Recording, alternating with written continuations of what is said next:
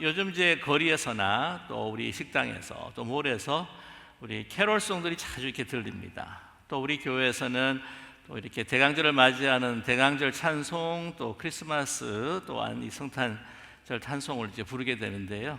가슴이 굉장히 따뜻해지고 정말 동심으로 돌아가는 그 느낌을 가지게 됩니다. 정말 이 크리스마스에는 너무나 좋은 일이 생기겠다 하는 그런 생각이 들고요, 또 느낌이 드는데요. 그런데 이 크리스마스 송, 캐롤, 그리고 이런 심지어는 메사야 같은 그 곡들을 봐도요, 굉장히 그 등장인물들이 매우 편파적이다라고 하는 것을 생각하게 됩니다. 이제 거기에는 마리아가 참 자주 나오죠. 그 다음에 소위 메자이라고 하는 동방박사들, 또 천사들, 또 심지어는 그렇게 양치는 목자들도 많이 나오는데, 유독 나오지 않는 사람이 있어요. 요셉입니다. 요셉은 특별히 우리 찬송가를 봐도요, 어디 찾아볼 수가 없어요. 마리아에 대해서는 너무나 찬양송이 많습니다.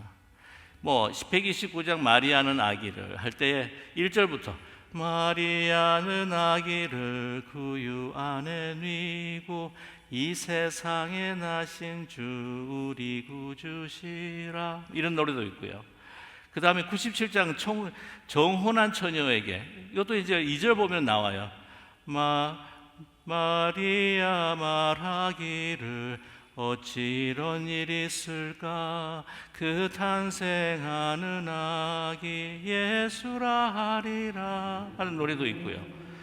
그 다음에 보면은 고요한 밤 거룩한 밤, 그 경우에도 이제 1절을 보게 되면 고요한 밤 거룩한 밤, 거룩한 밤 고요한 밤, 어둠에 묻힌 밤 주의 부모 앉아서 감사기도 드릴 때. 그러나 영어 오리지널은 뭡니까? 이게 Runyon Virgin Mother and Child예요. 그러니까 엄마 이야기입니다. 근데 한국 사람들이 이걸 번역을 하면서 아빠도 들어가야 될 것 같아서 부모로 이렇게 번역을 해버린 거 맞는 거죠. 그리고 유명한 우리 캐롤송 같은 경우에 What child is this 같은 경우에도 이거 Virgin Mary를 이야기하고 마리아를 이야기하는 거죠. What child is this? What child is this who lay to rest on Mary's lap is sleeping.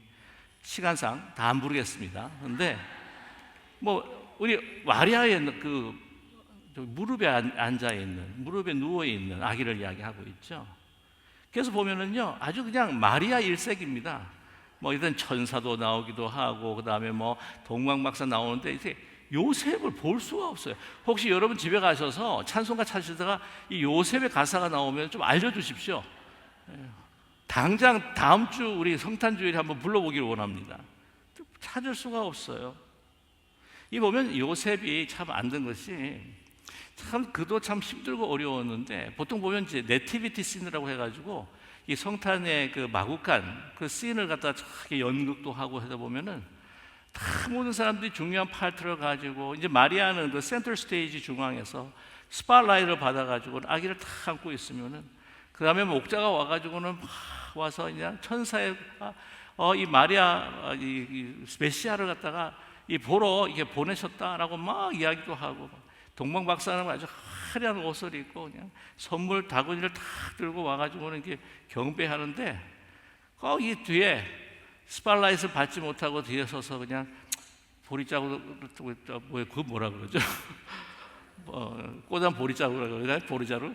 저렇게 가만히 서 있다가 아무 말도 안 하고 그냥 퇴장을 해버리는 그런 요셉을 우리가 발견합니다. 그걸 보면은요, 저는 이제 아이들, 이 자녀들하고 가족끼리 이제 출입을 여행을 간 아버지들이 생각이 나는 거죠. 이걸 가족 여행 사진 다 보게 되면은 아버지 사진이 아버지가 없어요. 그냥 오랫동안 그냥 운전해 주다가, 그 다음에 이제 좋은 경치에서 내리면 이제 엄마하고 이제 아이들이 다 내리면은 그것도 사진 찍어준다고 막 하다 보게 되면은 자기 사진은 없는 거예요, 그 안에. 가끔 사진이 있을 때가 있습니다. 이 카메라 렌즈에 손을 갖다가 가려가지고는 이제 손가락이 나오면 그게 이제 아빠 손가락이죠. 예. 그 외에는 별로 이렇게 존재감 없는 듯한. 그런데 오늘 이 네티비티 씬이나 이 모든 것들을 볼 때에, 물론 동방박사 같은 경우에는 이제 마태복음에서 나오는 이야기긴 하지만, 주로 이 누가복음에서 나오는 그 이야기를 통해 천사, 다음에 목자들, 마리아, 이러한 것이 중심이 되어서 우리에게 이 성탄을 그려주고 있죠. 그런데 오늘 이 마태복음 말씀은요, 중심에 바로 이 요셉이 있습니다. 근데 이 요셉의 그 이야기를 가만히 살펴보게 되게 되면은 참 이 양반도 너무 힘들고 어려웠던 거예요, 사실은요.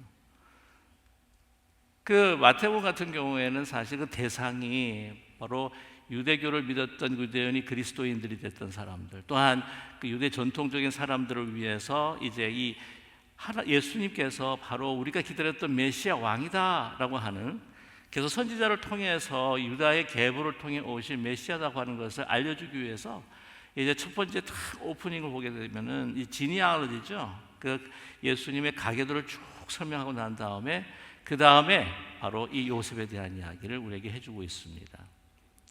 근데 요셉은요, 이 전해준 그 이 선사의 그 소식, 그리고 그 전에 그 들었던 이 마리아의 잉태의 소식, 이 모든 것들을 인하여서 이 요셉에게는요, 크리스마스는 혼돈과 갈등으로부터 시작을 합니다.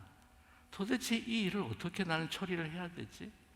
정말 아름답고 평범하고 행복한 그 가정을 정말 우리가 꿈꾸고 살았었는데, 그로 인하여서 마리아와 정혼하고 1년 동안을 정말 집을 준비하려고 노력을 했고, 또한 준비해가고 있었고, 자기 자신을 정결케 하려고 했던 그런 모든 그 꿈들이 다 한순간에 숲으로 그냥 사라질 것 같은 그런 고통과 그 갈등과 번민 속에서 정말 혼돈 가운데 우리가 어떻게 해야 되지 하는 그 요셉을 우리는 만나게 됩니다. 오늘 말씀 보게 되게 되면 예수 나심이 이러하니라 라고 하면서 그의 어머니 마리아와 요셉과 약혼하여 동거하기 전에 성령으로 잉태했다라는 것이죠. 그 성령으로 잉태한 것을 처음에는 요셉은 알지 못했습니다.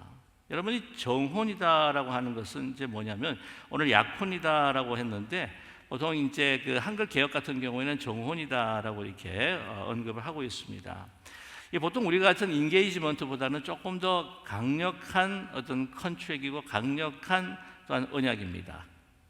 어떻게 하냐면은 이미 이 약혼 정혼을 했다라고 하는 것은 법적으로 바운드가 돼 있어요. 법적으로는 결혼한 상황입니다. 그래서 근데 1년 동안을 준비 기간을 거치는 거죠. 준비 기간을 가지는데 몸과 마음을 그 신랑 된 사람을 생각하며 신부된 사람을 생각하며 깨끗하게 자기를 준비할 뿐만 아니라, 또한 신부는 신부가 해야 될 그 수업들을 또한 우리가 받게 되고, 또 이 신랑 같은 경우에는 아버지와 함께 그 신랑 신부와 같이 살 그 집들을 그 1년 동안 그렇게 열심히 짓게 됩니다. 그래서 이제 1년 후에 이제 소위 말하는 그걸 컨서메이션이라고 그렇게 이야기를 하는데, 바로 결혼식을 가지게 되는 것이죠. 그래서 이 정혼한 날짜는 그 리걸리 그가 부부가 된 것을 사실은 선언한 것이고요.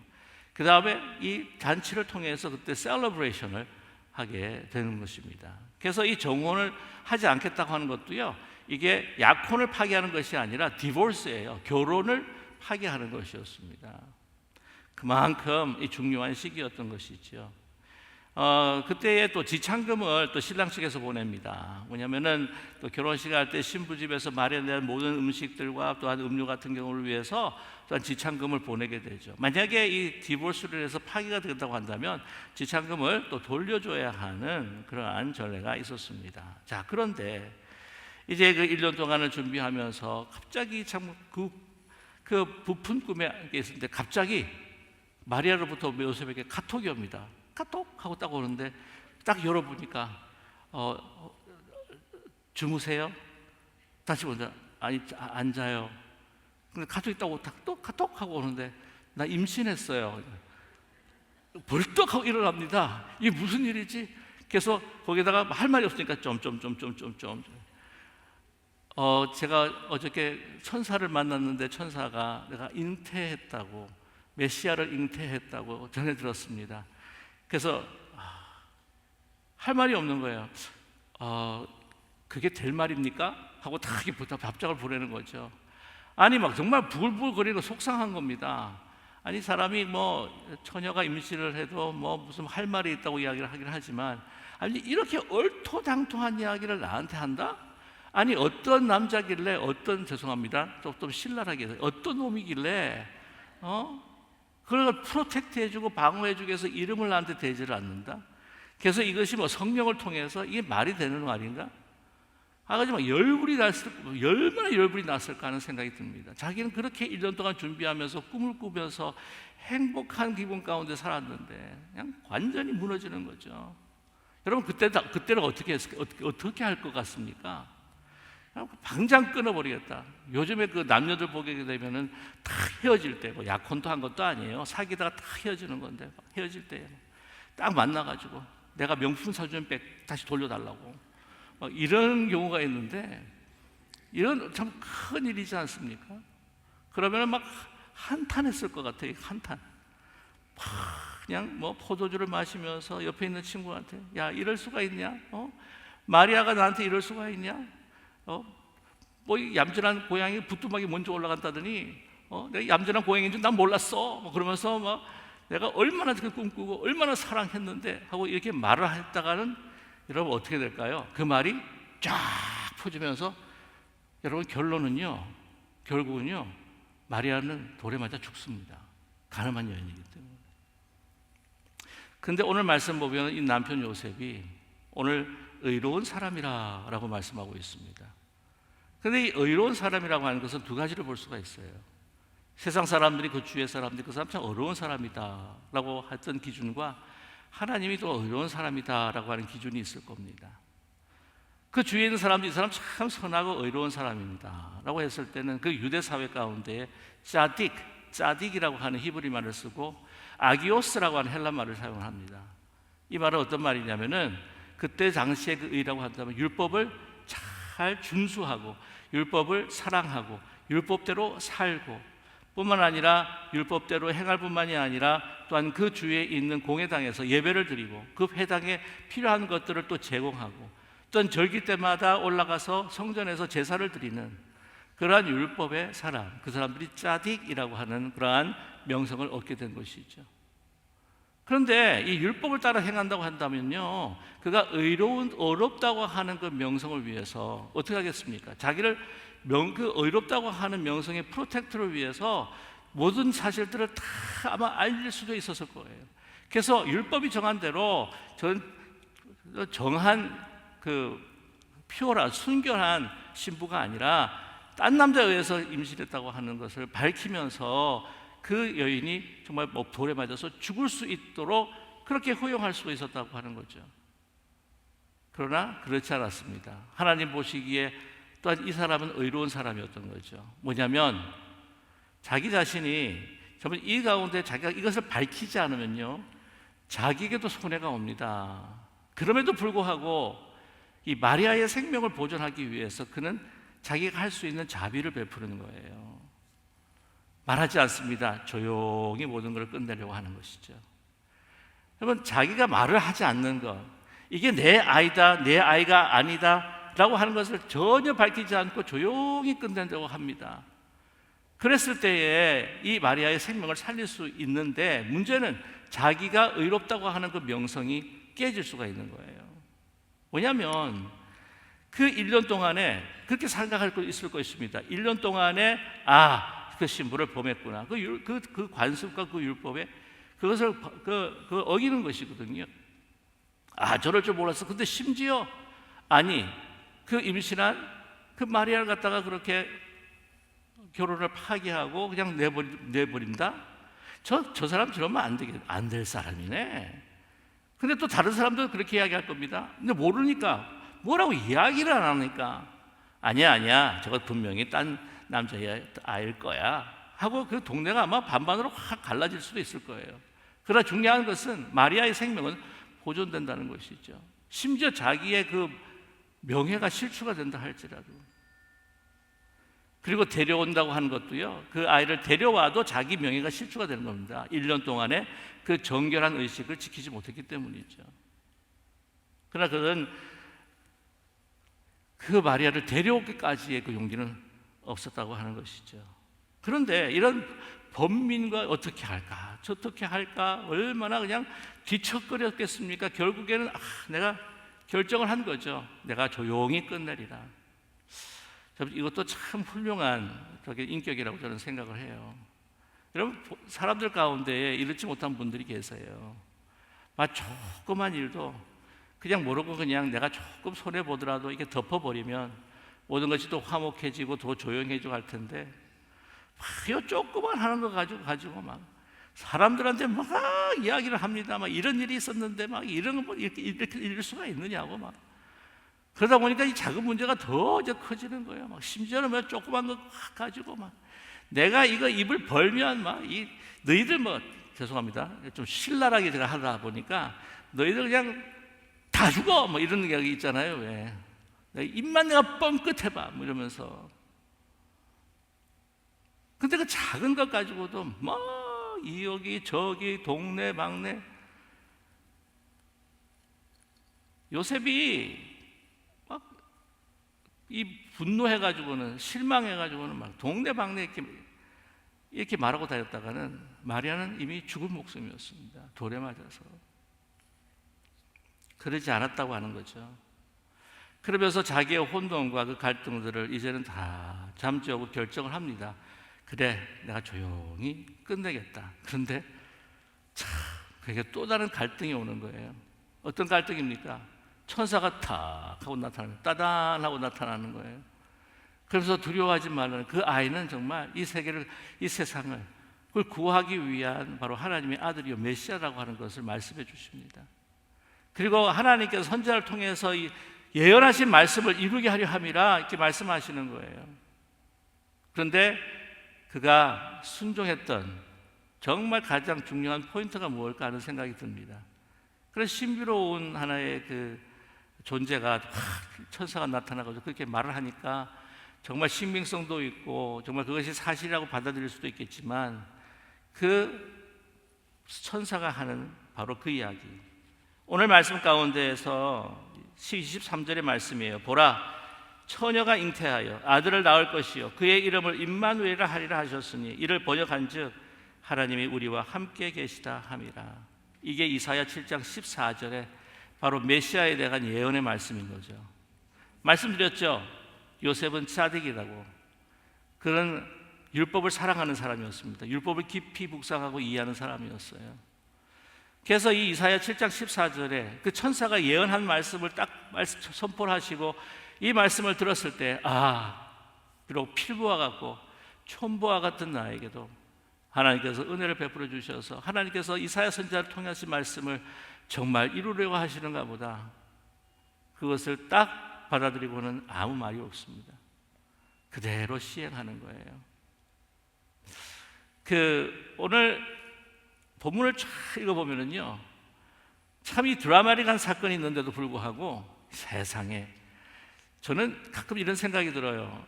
요셉이 혹시 말을 못하는 언어 장애인인가? 그런 생각까지 들 정도로 말이 없습니다. 아니, 마리아 같은 경우에도 막 이렇게 천사가 나타나서 수태고지를 하니까, 아니 저는 남자를 알지 못하는데 어찌 이런 일이 일어날 수가 있겠습니까? 막 이렇게까지 막 대답을 하는데, 요셉은요 말이 없습니다. 그는 man of few words, man with a few words, 정말 행동하는 신앙이에요. 여러분, 막 말만 하는 게 아니에요. 여러분, 보통 이게 말로 다 하는 분들도 가끔 계세요. 그렇지 않습니까? 뭐 말로 뭐 나라를 못 구하겠습니까? 근데 요셉은 말보다는 행동하는 사람이었습니다. 받아들이고 그대로 행동합니다. 자기의 꿈이 깨어졌죠. 그리고 두렵습니다. 그러나 두려워하지 말라는 거죠. 왜 두려울까요? 자기가 꿈꾸었던 행복하고 평범하고 자기의 아이들을 낳고 이렇게 살아갈 그 꿈들이 깨어지고, 이제는 이 자기의 아들이 아닌 하나님의 아들을 받았는데 어떤 일이 일어날까? 동네 사람들은 무엇이라 이야기할까? 그 이후로 정말 엄청난 고생을 하지 않습니까? 이러한 것들에 대한 두려움이도 그 천사가 위로하고 하나님의 말씀이 이루어진다고 하니까 아무 말이 없는 거예요. 말 없이 행동으로 옮기는 요셉, 그를 통하여서 바로 이 복음에, 또한 예수 그리스도 그 메시아의 보호자가 되는 놀라운 역사가 일어나지요. 여러분, 이 탈무드에 이런 이야기가 있습니다. 한 아버지가 아들을 데리고 산책을 하다가 나무가 있어서, 아들아 나무에 올라가라. 그래서 아버지, 아이고 무서운데요, 올라가. 그리고 내가 다 봐줄 테니까. 그래서 올라갔습니다. 올라간 아들한테, 이제 아들아 뛰어내려. 아버지 무섭습니다, 뛰어내리기. 내가 받아줄게, 걱정하지 마. 그래서 아들이 탁 하고 뛰어내렸는데 아버지 받아주질 않고요, 팔짱을 끼고 바라보고 있는 겁니다. 그래서 떨어져가지고 다쳤죠. 아버지, 아니 왜 도와주, 날 받아주지 않고 이렇게 팔짱만 끼고 있는 겁니까? 그랬더니 아들아, 명심해라. 아무리 가까운 사이라고 할지라도 말만한 사람 믿지 마라. 그렇게 이야기를 했다고 합니다. 야, 모르겠어요. 다리가 부러졌는지 뭐가 부러졌는지 모르겠지만 그런 레슨을 배웠던 거죠. 가만 생각하니까 교회에서 제일 많이 많은 사람이 저더라고요. 근데 하나님의 진실만을 살게 하려고 노력하고 애쓰긴 합니다만, 여러분, 그런 요셉은 행동하는 사람이었습니다. 말하지 않았어요. 모든 것들을 그대로 받아들이고 자기의 꿈이 깨어진다 할지라도 하나님의 꿈이, 그 자기의 삶에 있어서 이렇게 가고 있는 그 방향, 그 오리엔테이션이 있는데도 불구하고 혼돈과 갈등을 통해서 완전히 디스오리엔테이션, 막 어떻게 가야 할지 어떻게 종잡을 수 없었던 그러한 그 순간 가운데 하나님께 주신 언약을 그대로 받아들여서 소위 말하면 리오리엔테이션, 제 방향을 설정을 해서 나의 꿈이 아니라 하나님의 그 복음의 꿈과 그 구원의 역사를 하나하나 이루어가고 있다고 하는 것을 우리는 발견하게 됩니다. 저와 여러분, 우리의 삶 가운데 정말 퍼펙트 크리스마스를 우리가 꿈꾸고 크리스마스 때는 모든 것이 잘 될 것이라고 하는 생각이 들지만은 어떤 때는 혼돈과 더 갈등과 범민들이 많은 그러한 크리스마스가 올 때가 있겠죠. 자기 건강의 문제, 어떤 사업의 문제, 가족의 어떤 불화의 문제, 또한 우리가 정말 아름다운 크리스마스의 그 디너를 꿈꾸었지만 막 요리가 불타는 건 아니고 요리가 다 타고, 어떤 때는 막 거기서 서 있는 그 묵었던 갈등들이 막 튀어나오고 하는 어려움들도 있을 수 있겠지만, 저와 여러분, 이 혼돈과 갈등, 번민이라고 하는 것은요, 우리의 길을 가고 있는 이 오리엔테이션, 이 방향을 다시 디스오리엔테이션에서 다시 하나님의 그 꿈을 향한 리오리엔테이션으로 바꾸어 가신다고 하는 것을 잊지 않는 우리 모두가 되기를 소망합니다. 그래서 우리의 것을 내려놓고 주께서 나에게 말씀하시는 그 약속이 무엇인지, 예수 그리스도의 탄생과 다시 오심에 대한 기다리는 우리들이 어떻게 다시 우리의 인생을 재조정하면서 하나님께로 나아가야 할 것인지를 다시 한번 반추할 수 있는 우리 이 대강절 시즌이 되기를 소망합니다. 주님을 바라보면서 정말 요셉처럼 갈등으로 시작했지만 정말 힘들고 어려운 시절이지만 그 모든 것들이 하나님께서 놀라운 역사로 이루어 주실 것이라 우리께 약속하고 계십니다. 마지막 끝으로 한 가지만, 여러분, 마르틴 루터는 이런 이야기를 했습니다. 자기는 자기 아버지, 육신의 아버지가 너무너무 무서웠대요. 자기를 갖다가 채찍질하고 자기를 갖다가 그렇게 체벌하고 하는 아버지가 너무 무서워서 하나님 아버지를 생각할 때마다 진노의 아버지, 아주 나를 심판하시는 아버지로 생각을 했었는데, 나중에 정말 그 믿음으로 의롭게 여긴답을 받은 것을 통하여서 은혜의 하나님을 발견하지 않습니까? 그런데 이런 이야기를 합니다. 예수님께서 아바 아버지, 아빠 아빠라고 하나님 하늘의 아버지를 그렇게 부를 수 있었던 것은 육신의 아버지가 그에게 친절과 정말 소중함과 귀중함으로 그를 대해 주었고, 하나님의 그 인자하심으로, 그 율법을 사랑할 뿐만 아니라 인자하심으로 그를 대했기에, 긍휼로 대했기에 예수님께서는 하늘 아버지도 아빠 아빠라 부를 수 있었을 것이다. 뿐만 아니라 예수님께서 12살 때에 성전에 가셔서 그 율법 학사들과 함께 논쟁을 할 때에도 그가 하나님의 아들이었기에 너무나도 천재적이고 지니어스 할 경우도 있지만 그 율법에 대한 사랑과 율법을 소개해 주는 것이 누군가? 바로 육신의 아버지, 의로운 짜딕, 아기오스한 바로 그 육신의 아버지 요셉이 그를 데리고 공회 땅에 갔고 성경에 대한 사랑을 가르쳤고, 절기 때마다 또한 제사를 드리면서 또 하나님 앞에 경배하는 법들을 하나하나 이렇게 전수하면서 디너 테이블을 통해서 또 목수로서 작업장에서 그 아들을 가르치며 육신의 그 기술뿐만이 아니라 하나님을 향한 사랑의 그 마음까지도 양육했었던 바로 이 요셉이었기에 우리를 모두 구원하신 메시아가 그 과정 속에서 자랄 수 있었다라고 그렇게 이야기하고 있습니다. 저와 여러분, 우리가 참 부족하고 미천한 사람들이라 하지만 그러나 하나님을 향한 이런 요셉과 같은 마음을 가질 때에 저와 여러분에게 어떤 방법을 통해서라도 하나님께 주시는 그 메시아적 꿈이 정말 하나님 앞에 영광을 돌리고 이 가정과 교회가 우리 사람이 살고 부흥할 수 있고 다시 회복하고 세워질 수 있는 놀라운 그 은혜와 역사가 우리의 순종함을 통하여서 하나님께서 이루어 주실 줄 믿습니다. 그러한 믿음으로 또한 이 대강절을 다시 한번 돌아보며 우리 자신을 돌아보며 순종하는 저와 여러분 되시기를 주님의 이름으로 간절히 축원합니다. 기도하겠습니다.